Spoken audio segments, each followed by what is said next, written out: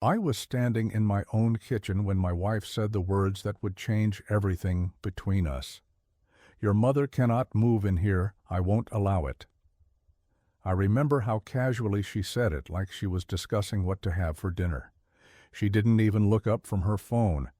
My mother had just been diagnosed with early-stage dementia, and I had just mentioned, that we might need to consider having her stay with us for a while. "Sarah," I said, keeping my voice steady, "she's my mother. She raised me alone after my father died. She needs help now." She finally looked at me then, and I saw something in her eyes I'd never noticed before. Something cold. "I don't care. This is my house, too, and I'm not living with your mother. Put her in a home." My house, too. Those words echoed in my head as I stood there, speechless. Yes, it was her house, too. But it was also the house I had bought 3 years before we even met. The house I had saved for during my 20s, working 60-hour weeks as a civil engineer. The house where her own mother, Patricia, had been living in the guest suite for the past 18 months. Rent-free. I didn't say anything else that night. I couldn't. I just walked outside and sat in my garage, staring at nothing, trying to understand what had just happened. My mother's name is Linda. She's 71 years old, and for most of my life, she was the strongest person I knew. After my father died from a heart attack when I was 12, she worked 2 jobs to keep me in a good school district. She made sure I had everything I needed for college. She never remarried, never put herself first. When I graduated with my engineering degree and got my first real job, the first thing I did was pay off her mortgage. She cried for an hour. Now she was forgetting things, small things at first, where she put her keys, whether she'd taken her medication. Then bigger things. Last month she left the stove on and nearly started a fire. Her doctor said she shouldn't live alone anymore, that she needed supervision and support. I thought my wife would understand. After all, her own mother had been living with us since Patricia's divorce, and I had never once complained. Not when Patricia rearranged my kitchen, not when she took over the living room with her crafting supplies, not when she made comments about how I loaded the dishwasher or mowed the lawn. I had welcomed her because I loved my wife, and I understood that family takes care of family, or so I thought. The next morning I tried to talk to Sarah again, more calmly this time. "Can we discuss my mother? I'm not saying it has to be permanent, just until we figure out the best long-term solution." She was making coffee and she didn't turn around. "There's nothing to discuss. I already told you my answer. Your mother has other options. She has savings. She can afford assisted living." "She has some savings," I corrected, "but not enough for the kind of care she needs. Do you know how expensive memory care facilities are? We're talking $6,000 to $8,000 a month. Her savings would be gone in 3 years. "Not my problem," Sarah said, and I felt something crack inside my chest. She should have planned better. "I just this." She walked past me with her coffee, leaving me standing alone in the kitchen where I'd cooked thousands of meals, where I'd hosted family dinners, where I'd proposed to her 4 years ago. That's when her mother, Patricia, came downstairs in her robe, helping herself to my coffee, sitting at my kitchen island like she owned the place. "Morning, sweetheart," she said to Sarah, not even acknowledging me.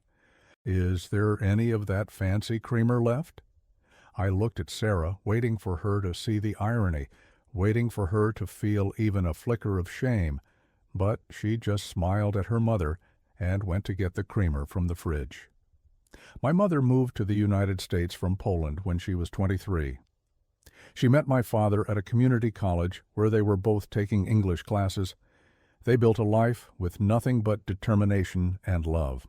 When he died, she could have moved back to Poland where her family would have helped her, but she stayed because I had friends here, a good school, a chance at a better life. She cleaned houses during the day and worked as a seamstress at night, hunched over a sewing machine in our tiny apartment, fixing hems and taking in waists for wealthy women who never once asked about her own life. She learned English by watching television with me, repeating words until she got them right. She went to every parent-teacher conference, every school play, every soccer game, even when she was so tired I could see her hands shaking. When I got my scholarship to State University, she cried again, good tears that time. "You make me so proud," she had said, holding my face in her worn hands. "Everything I do, everything.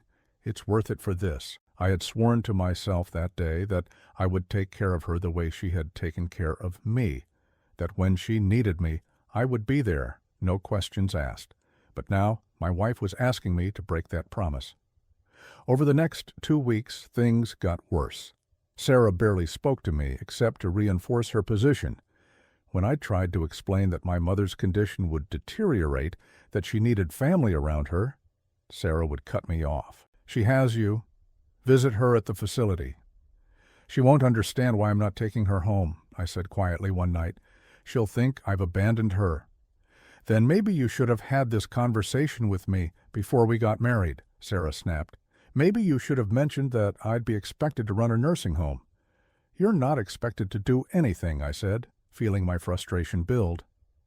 I would take care of her. I would handle everything. In my house, no. There it was again, my house, our house, the possessiveness that had never been there before. Meanwhile, Patricia had settled into my home like it was a luxury resort. She ordered packages almost daily, clothes, kitchen gadgets, decorative items that cluttered the space I had carefully designed. She rearranged furniture without asking. She criticized the way I maintained the yard, suggesting I hire professionals, spending my money in her imagination as easily as Sarah was dismissing my mother's needs. One evening, I came home from a site visit to find Patricia sitting in my leather recliner, the one piece of furniture I'd brought from my bachelor days, the chair where I read and thought, and found peace. "You don't mind, do you?" she asked, not moving. "This is the only chair that doesn't hurt my back." I did mind, but I smiled and told her it was fine. That's who I was then. I was the man who said everything was fine when it wasn't. I was the man who kept the peace, who didn't make waves, who believed that patience and understanding would eventually be reciprocated. I was wrong. Sarah and I had met at a friend's wedding 6 years ago. She was a pharmaceutical sales representative, confident and charming. I was immediately drawn to her energy, the way she could work a room and make everyone feel important. We dated for 2 years before I proposed, and they were good years. She moved into my house after the wedding, and for the first year, everything felt right. Then her parents divorced, and Patricia needed a place to stay, temporarily. I agreed immediately. I remembered how my mother had taken in my aunt when she'd left an abusive marriage. Family helps family. That's what I believed. But temporary had become permanent, and the woman who had charmed me at that wedding had slowly become someone else. Or maybe she had always been this person, and I just hadn't seen it. The breaking point came 3 weeks after our initial conversation about my mother. I received a call from Mom's neighbor, Mrs. Chen. She had found my mother standing outside her apartment at midnight in her nightgown, confused about where she was. Mrs. Chen had called me immediately, and I'd rushed over, heart pounding with fear. My mother didn't recognize me at first. She thought I was my father. She kept asking where she was, why she wasn't home, when could she go home. I sat with her until dawn, until the confusion lifted enough for her to know me again. I held her hand and felt how small it had become, how fragile she was now. This woman who had been my entire world was disappearing bit by bit, and I couldn't stop it. But I could be there for her. I could make sure she felt safe and loved. I drove straight from my mother's apartment to my house that morning. I was exhausted and emotionally raw. I walked in to find Sarah and Patricia having breakfast, laughing about something on Patricia's phone. "We need to talk," I said to Sarah. She looked annoyed at the interruption. "About what?" "My mother. She can't live alone anymore. This isn't optional or negotiable. She needs to move in here by the end of the month." Patricia's eyebrows shot up. Sarah's face turned red. "We've already discussed this," Sarah said coldly. "The answer is no." Then I'll rent another house, I said, surprising myself with the steadiness of my voice. I'll move out with my mother and get her the care she needs. You can stay here with your mother. The room went silent. Patricia looked between us, her expression calculating. You can't do that, Sarah finally said. This is marital property. You can't just leave and take the house. I'm not taking the house. I'm leaving it with you. I'll find somewhere else. I meant it. In that moment, I was ready to walk away from everything I'd built just to do right by my mother. The house didn't matter. The marriage, I was beginning to realize, might not matter either. But something about my willingness to leave seemed to shift something in Sarah. Not her heart. I don't think she had one where my mother was concerned. But her calculations. Fine, she said abruptly. Fine. Your mother can stay in the basement bedroom. But I want it on record that I'm doing this under protest, and there are rules. She proceeded to list them. My mother couldn't use the main kitchen during peak hours. She couldn't have visitors without advance notice. She couldn't leave any personal items in the common areas. She had to stay in her room when Sarah had guests over. I listened to these rules, feeling something inside me crystallize. I didn't argue. I didn't push back. I just nodded and said I'd make sure my mother understood. But what I understood, finally, was exactly who I had married. My mother moved in on a Saturday. I had prepared the basement bedroom carefully, bringing down some of her favorite things, photos, her sewing machine, a quilt she'd made when I was in high school. I'd bought a small refrigerator and a microwave so she could have snacks without going upstairs during Sarah's peak hours. She was having a good day when I brought her over. She recognized the house, remembered that this was where her son lived. She smiled when she saw the room I'd prepared. "You're a good boy," she said in Polish, touching my face the way she used to when I was young. Always so good to me. I helped her unpack while Sarah and Patricia stayed upstairs, making a point of their absence. I heard them laughing about something, their voices carrying down the stairs like a taunt. That first week, I barely saw my wife. She left early for work and came home late. When she was home, she stayed upstairs with her mother. I spent my evenings in the basement with Mom, making sure she took her medications, playing cards with her, listening to her stories that she'd told me 100 times before, but each time forgot she'd already shared. I didn't mind the repetition. Each story was a small piece of her that I was terrified of losing. On Thursday evening, I came home from work to find my mother sitting on the basement steps, crying quietly. "Mom, what's wrong? What happened?" She looked up at me with red eyes. "I went upstairs to make tea. I didn't think it was peak time. The lady, your wife," she yelled at me. "She said I was violating rules. I don't understand the rules, sweetheart. I just wanted tea." My hands clenched into fists. "Where is she?" "Upstairs. Please don't fight. I don't want to cause trouble. Maybe I should go somewhere else. Maybe I should go to the place with the nurses." No," I said firmly. "You're not going anywhere. This is your home now. I'll handle it." I went upstairs. Sarah was in the kitchen with Patricia, both of them drinking wine, like nothing had happened. "Did you yell at my mother?" I asked, keeping my voice level. "I enforced the boundaries we discussed," Sarah said coolly. "She broke the rules." She wanted to make tea during peak hours. We talked about this. I looked at this woman I'd married, this woman I'd loved, and I felt absolutely nothing. No anger, no sadness, just a complete, cold absence of feeling. "I need to know something," I said. "When you married me, was any of it real, or was I always just a provider to you? A house with legs?" She blinked, clearly not expecting the question. "What are you talking about?" "Your mother has been living here rent-free for 18 months. She's redecorated my house, rearranged my furniture, criticized everything I do. I never once complained. I never once made her feel unwelcome. But my mother, the woman who sacrificed everything for me, can't even make a cup of tea without being yelled at in her own son's house." "It's different," Sarah said defensively. "How? Explain to me how it's different." She couldn't. Or wouldn't. She just stared at me with those cold eyes and said nothing.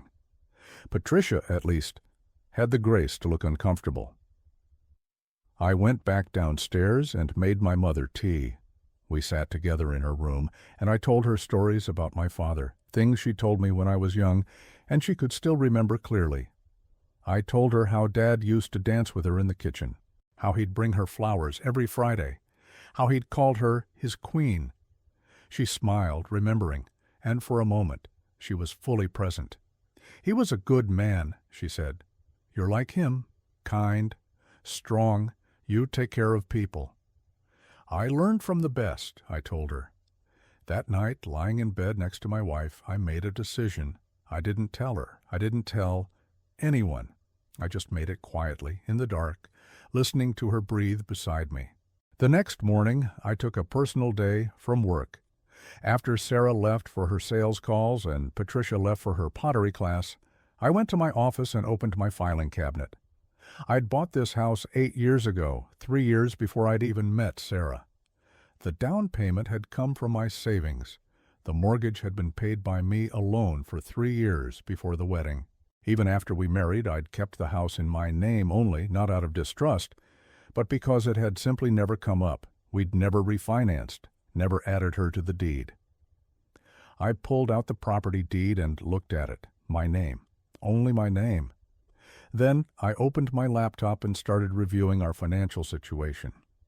We had a joint checking account for household expenses, but I'd maintained my own savings account from before the marriage. I'd been contributing to both, but the bulk of my income had always gone into my personal account.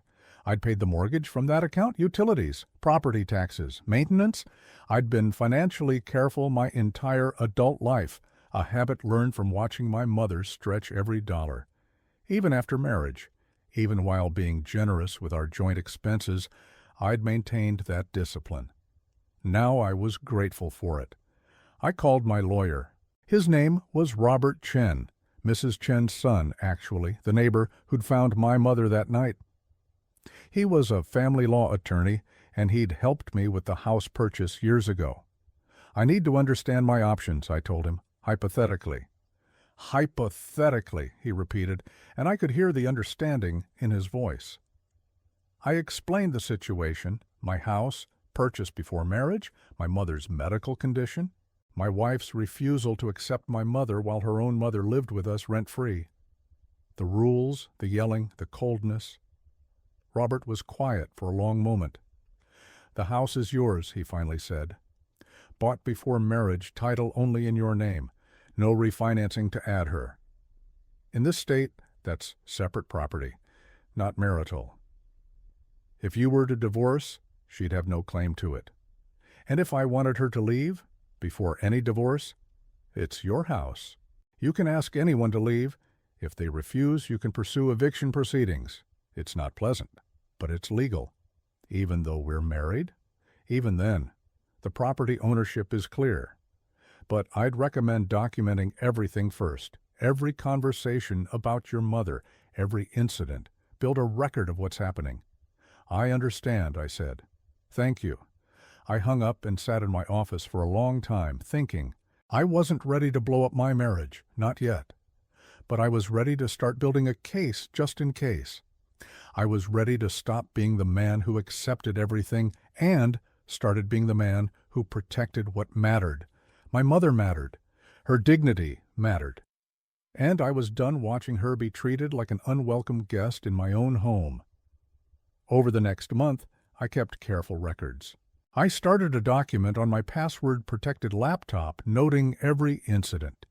Every time Sarah snapped at my mother, every time Patricia made a dismissive comment about the situation in the basement, every time my mother apologized to me for existing. I also started spending more time at home, working remotely when I could. I wanted to see what happened when I wasn't there to buffer the interactions. What I saw broke my heart. My mother tried so hard to follow the rules. She stayed in her room most of the time. She would wait until she heard Sarah and Patricia go upstairs before venturing to the kitchen. She would apologize for the smallest things, for walking too slowly on the stairs, for running water too long in her bathroom, for existing. One afternoon I came home early from a site meeting to find my mother sitting in the dark in her room, crying softly. When I asked her what was wrong, she said Patricia had told her she was bringing down the energy of the house and should consider whether this arrangement was really working. Patricia, who paid no rent and contributed nothing to household expenses, had told my mother in her own son's house that she was a burden. I didn't confront Patricia, not then. I just held my mother and told her she wasn't a burden, that this was her home, that she had every right to be here. But in my document, I added another entry, another piece of evidence, another reminder of exactly what was happening under my roof. Sarah's attitude toward me had shifted, too. She'd become dismissive, almost contemptuous.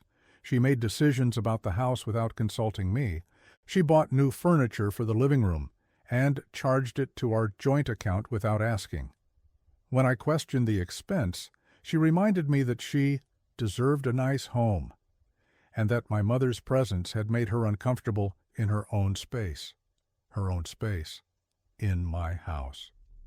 At work, my colleagues noticed the change in me. I was quieter, more distant. I'd always been the one who organized happy hours, who remembered birthdays, who kept the team morale up. Now I just came in, did my work, and went home. My friend David, another engineer, finally pulled me aside one day.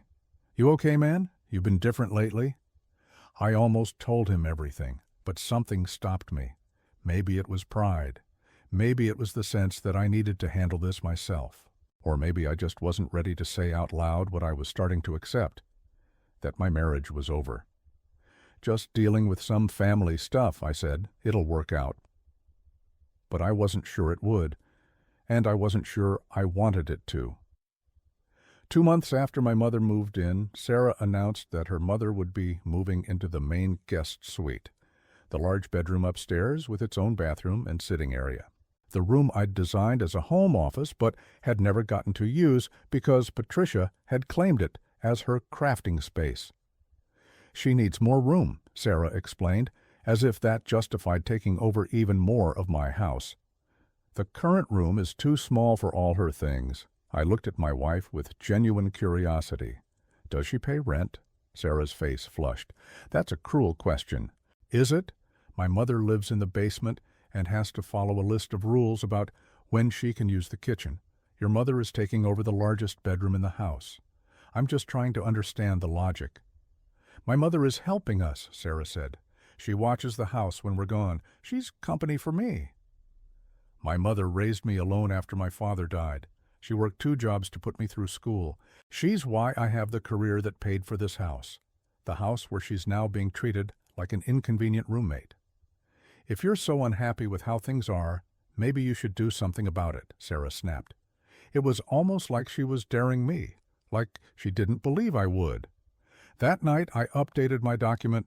I also did something else. I went through our joint bank statements and highlighted every charge Patricia had made on our account.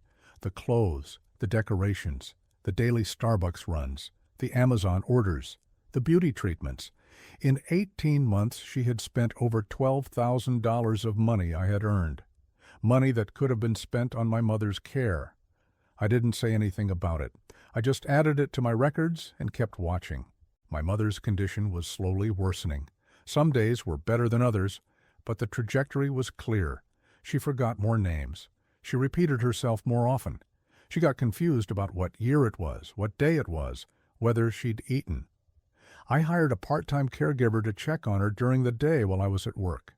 Her name was Grace, and she was a kind Jamaican woman who treated my mother with genuine warmth.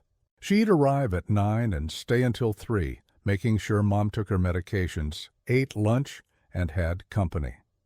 I paid Grace from my personal account, not the joint account. Sarah didn't need to know every detail of my finances. One afternoon, I came home to find Grace waiting for me in the driveway. She looked upset. "Mr. Tom," she said quietly, "I need to tell you something.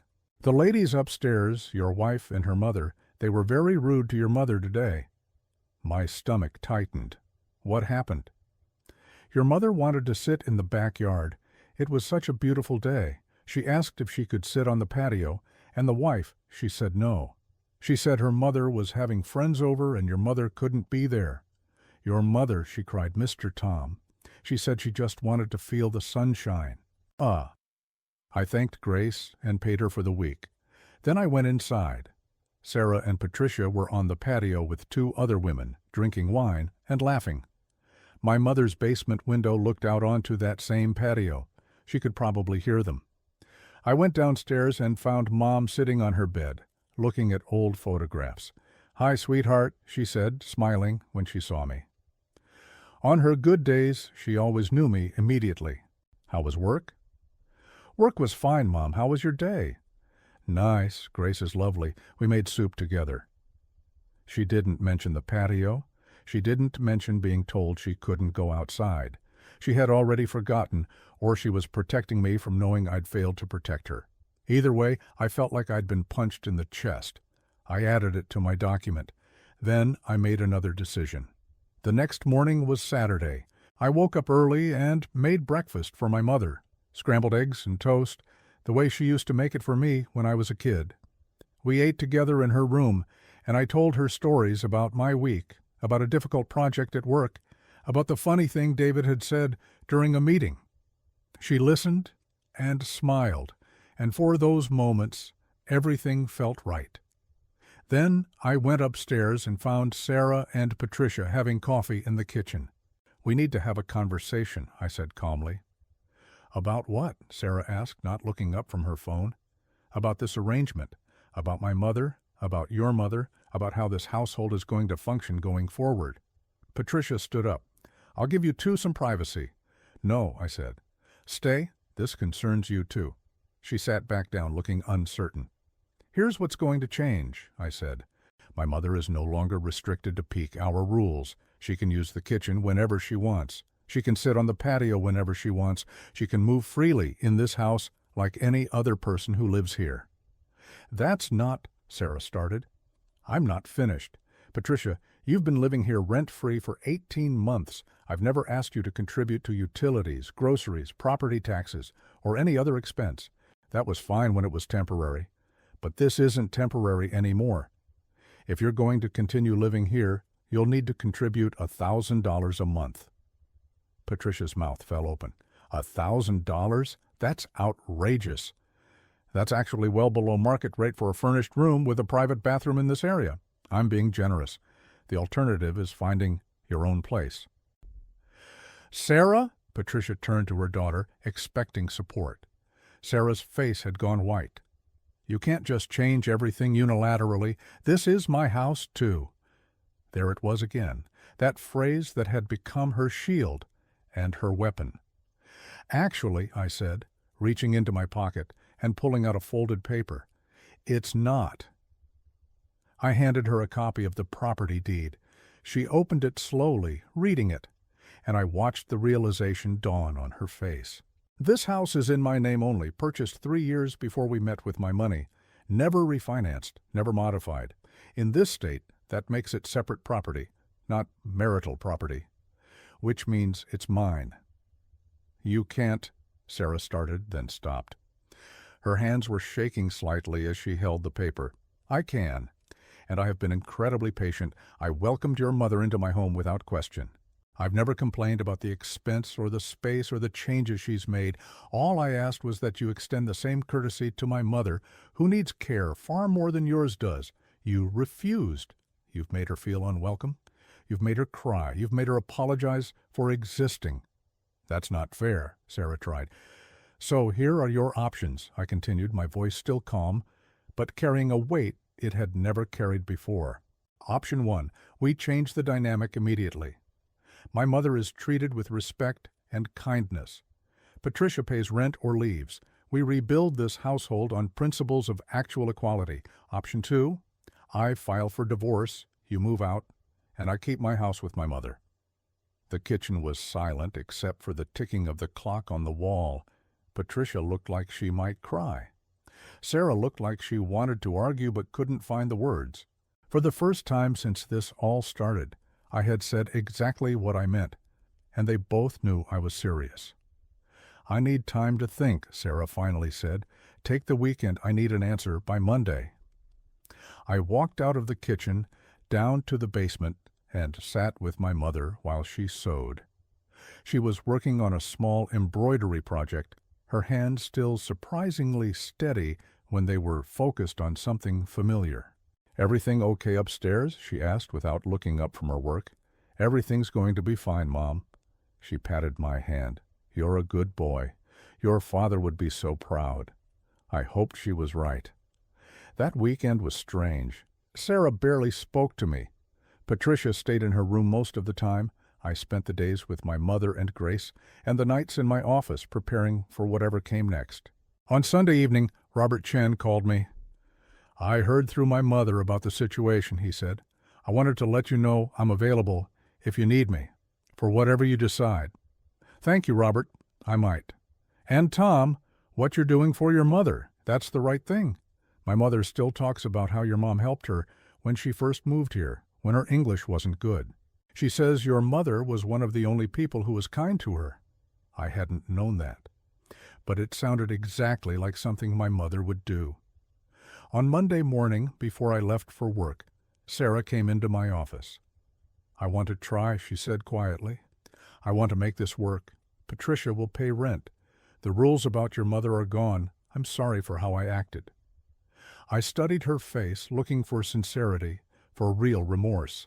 What I saw was fear and calculation. She was sorry she'd been caught, sorry she'd overplayed her hand. But I didn't see regret for how she'd treated my mother. Still, I nodded. "Okay, we'll try." She looked relieved, but I felt nothing. No happiness, no satisfaction, just a quiet recognition that this marriage was already over.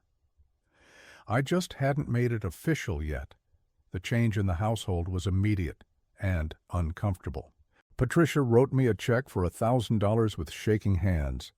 The peak hour rules disappeared. My mother could move freely through the house again. But Sarah's kindness toward my mother felt forced and performative. She'd smile tightly when they passed in the hallway. She'd make small talk that sounded rehearsed. Patricia was even worse, treating my mother with cold politeness that barely masked her resentment. My mother, in her gracious way, tried to make peace. She thanked Sarah for letting her stay. She told Patricia how nice the house looked with her decorating touches. She was so eager to not be a burden that she made herself even smaller than before. I watched all of this and continued documenting. Because I knew this wasn't sustainable, I knew this was just a temporary pause before the inevitable. 3 weeks later, I came home early from work with a terrible migraine. I went straight to my bedroom to lie down, but as I passed the kitchen, I heard voices. Sarah and Patricia talking in low tones that carried more than they realized. "Can't believe you're letting him push you around like this," Patricia was saying. "It's embarrassing." "What am I supposed to do?" Sarah hissed back. "He has the house. He has all the leverage. So we change the leverage. We make life difficult enough that he wants to leave. Then you file for divorce, and you get your share of everything he's built." There was a pause. Then Sarah's voice quieter. "How?" "Make it unbearable. Make him choose between his mother and his peace. Men always choose peace eventually. Then he leaves, she goes to a home, and we get lawyers involved." Ah. I stood frozen in the hallway, my migraine forgotten, listening to my wife and her mother plot against me in my own house. "I don't know," Sarah said uncertainly. "He seemed really serious last time." "He was bluffing. Men like him don't actually leave. They complain and they threaten, but they want their comfortable life too much. Trust me, we just need to be strategic." I didn't hear the rest. I walked quietly to my office, closed the door, and pulled out my laptop. That evening, I called Robert Chen. "I need to file for divorce," I said, "as soon as possible." He didn't ask if I was sure. He didn't try to talk me out of it. He just said, "I'll draw up the papers. Given the property situation and the documentation you've gathered, this should be straightforward. How do you want to proceed?" "I want them both out of my house. Sarah and Patricia, before the divorce is finalized if possible. Legally, you can evict Patricia immediately. She's not your spouse, and with the rent agreement we can establish, she has no claim to tenancy beyond what you allow. Sarah is trickier, spousal rights and all that. But given that the house is separate property and you can document a hostile living environment, we can likely get temporary orders requiring her to find alternative housing during the divorce proceedings. Do it, all of it. Tom, I need to ask, are you absolutely certain? Once we start this, it's hard to undo. I thought about my mother crying in the dark. I thought about the rules and the restrictions and the constant humiliation.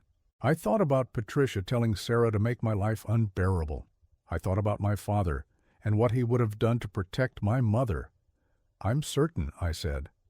The papers were filed on Friday. I had them served to Sarah at her office and to Patricia at the house. Robert had prepared everything carefully: divorce petition, property documentation, eviction notice for Patricia, and a motion for temporary exclusive use of the marital residence. I wasn't home when they were served. I'd taken my mother out for the afternoon to a park she'd loved when I was young. We fed ducks and ate ice cream, and she told me stories about when I was little, stories I'd heard 100 times but would never tire of hearing. When we returned home, Sarah's car was in the driveway. I helped my mother to her room, then went upstairs to face whatever was coming. Sarah was in the kitchen, the papers scattered on the counter. Patricia was sitting at the table, looking furious. They both turned when I walked in. "You bastard," Patricia spit out. "You're evicting me? Where am I supposed to go?" "That's not my concern," I said calmly. "You have 30 days as required by law. I suggest you use them to find housing." "Sarah, are you going to let him talk to me like this?" Sarah was staring at me with an expression I couldn't quite read. Shock, maybe, or disbelief that I'd actually done it. "How could you?" she asked quietly, "without even trying to work things out?" I did try to work things out, for months. I compromised. I communicated. I bent over backward to make everyone comfortable in my home, and in return, you and your mother plotted to make my life unbearable so I'd leave my own house. Sarah's face went pale. "You heard that?" "I heard that." She had nothing to say to that. No defense, no excuse. Just silence. "I'll be staying with a friend," I said. "My lawyer will handle the rest. You have 30 days to vacate as well. The house is mine, and I'm not living with you anymore." "You can't kick me out while we're still married," Sarah shouted, finding her anger. "I have rights. Actually, I can. The house is my separate property, and my lawyer has already filed for temporary exclusive use based on the hostile environment you've created. We'll have a hearing next week. Bring evidence that you've treated my mother with kindness and respect." "Oh, wait, you can't." I turned and walked back downstairs to my mother's room. She was sitting in her chair, looking peaceful. "Mom, how would you feel about staying with Grace for a few days? She mentioned she has a spare room, and I think a change of scenery might be nice." "That would be lovely," she said, smiling. "Grace is so kind." I packed a bag for her, including her medications, her favorite photos, and her sewing supplies.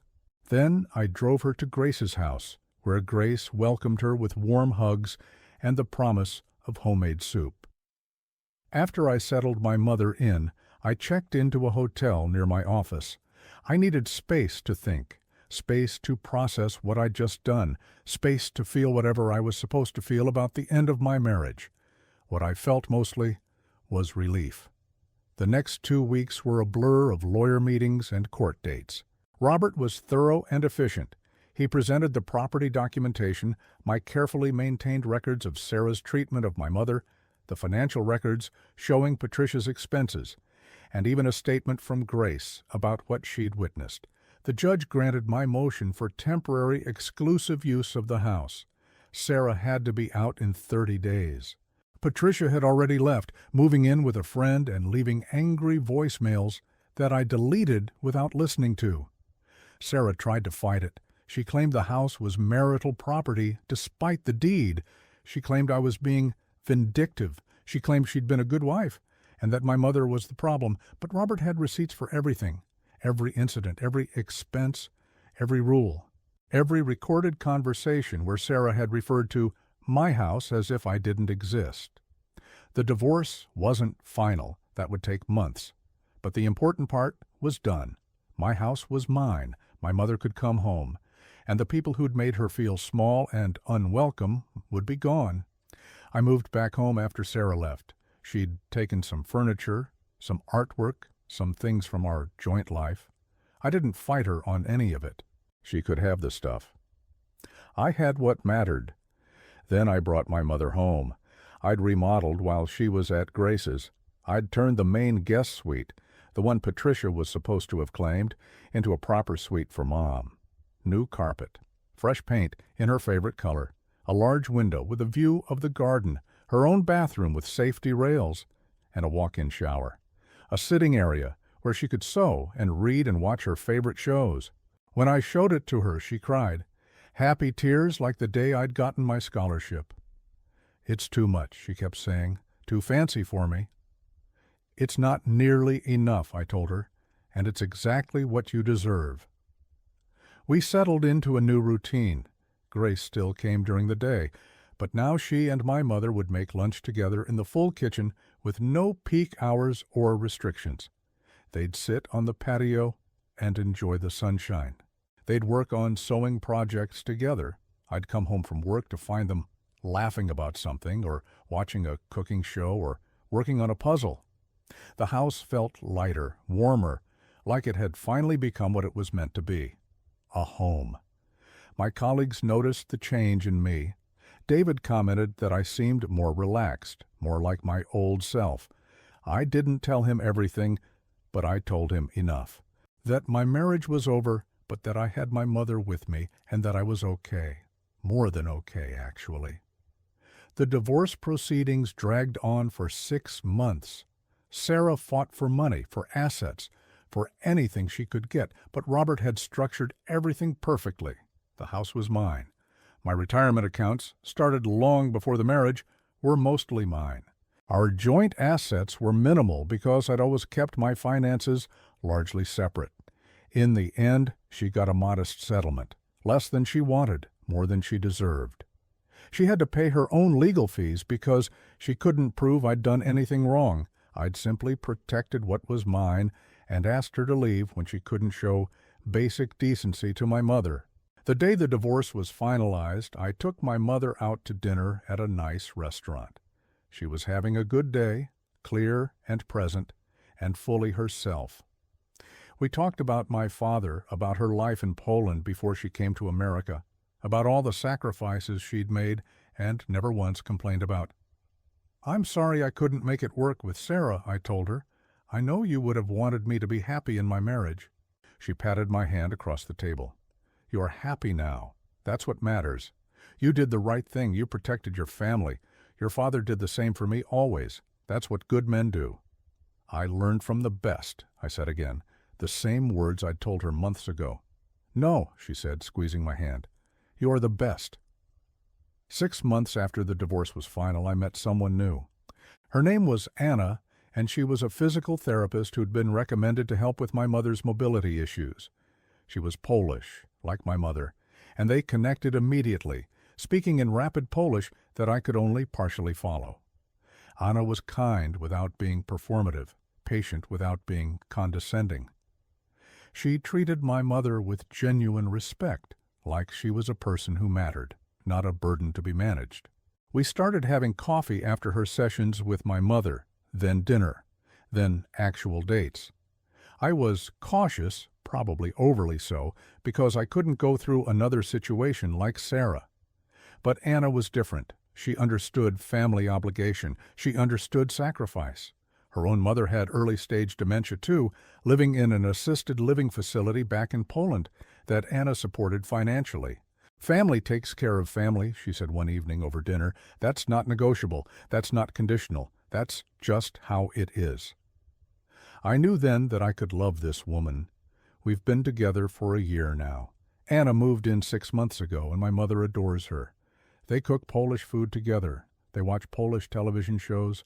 They gossip in Polish about people I don't know while I pretend to be offended that I'm being left out. The house that was once filled with tension and rules and resentment is now filled with laughter and warmth and the smell of pierogies cooking in the kitchen. My mother's condition continues to worsen slowly. There are more bad days now, days when she doesn't recognize Anna or me, days when she's confused and frightened. But she's home. She's surrounded by people who love her, and she never has to apologize for existing. Last week, I ran into Patricia at the grocery store. She saw me and immediately turned her cart around trying to avoid me. I let her. I had nothing to say to her anyway.